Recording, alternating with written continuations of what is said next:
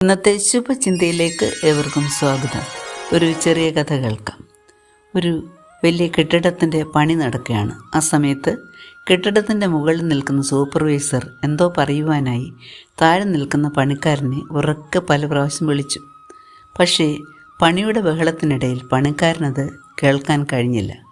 ഉടനെ സൂപ്പർവൈസർക്ക് ഒരു ബുദ്ധി തോന്നി. അയാൾ 50 രൂപയുടെ ഒരു നോട്ട് താഴേക്കിട്ടു. നോട്ട് താഴെ വീണത് കണ്ട് അതെവിടെ നിന്നെന്നറിയാൻ അയാൾ മുകളിലേക്ക് നോക്കുമെന്നായിരുന്നു സൂപ്പർവൈസറുടെ കണക്കുകൂട്ടൽ. പക്ഷേ അയാളുടെ കണക്കുകൂട്ടൽ തെറ്റി. ആ പണിക്കാരൻ നോട്ട് താഴെ വീണപ്പോൾ ചുറ്റും നോക്കിയിട്ട് ആരും കണ്ടില്ലെന്ന് ഉറപ്പ് വരുത്തിയിട്ട് നോട്ടെടുത്ത് തൻ്റെ പോക്കറ്റിലിട്ടു. ഉടനെ ഒരു 500 രൂപയുടെ നോട്ടും സൂപ്പർവൈസർ താഴേക്കിട്ടു. പണിക്കാരൻ എങ്ങും നോക്കാതെ അതും എടുത്ത് പോക്കറ്റിലിട്ടു. ഉടനെ സൂപ്പർവൈസർ ഒരു ചെറിയ കല്ലെടുത്ത് ഈ പണിക്കാരൻ്റെ ദേഹത്തേക്ക് എറിഞ്ഞു. കല്ല് ദേഹത്ത് കൊണ്ട് വേദന എടുത്തപ്പോൾ അയാൾ പെട്ടെന്ന് മുകളിലേക്ക് നോക്കി. അപ്പോൾ സൂപ്പർവൈസറെ കണ്ടു. കാര്യങ്ങൾ മനസ്സിലാക്കി.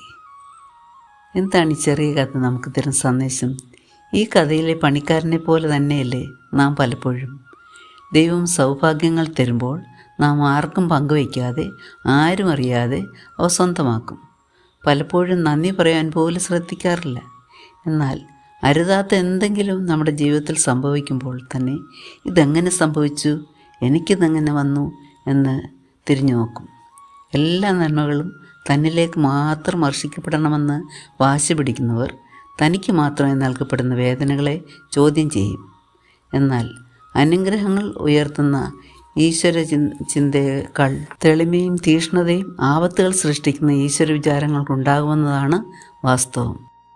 നന്മകളുടെയും സന്തോഷാനുഭവങ്ങളുടെയും ഇടയിൽ ദൈവത്തിന് നാം സ്ഥാനം കൊടുക്കാൻ വിസ്മരിക്കാറില്ലേ? പ്രാർത്ഥനകളിൽ പോലും സ്തുതികളെക്കാൾ കൂടുതൽ അപേക്ഷകൾക്കും യാചനകൾക്കുമാണ് നാം സ്ഥാനം നൽകിയിരിക്കുന്നത്. ആപത്ത് വരുമ്പോഴും ആവശ്യമുള്ളപ്പോഴും മാത്രം പരതി നടക്കുന്ന ഒരു പ്രതിഭാസമായി ഈശ്വരനെ മാറ്റി നിർത്തുന്നവരിൽ ആത്മീയതയുടെ നേരിയ അംശം പോലും ഉണ്ടാകില്ല.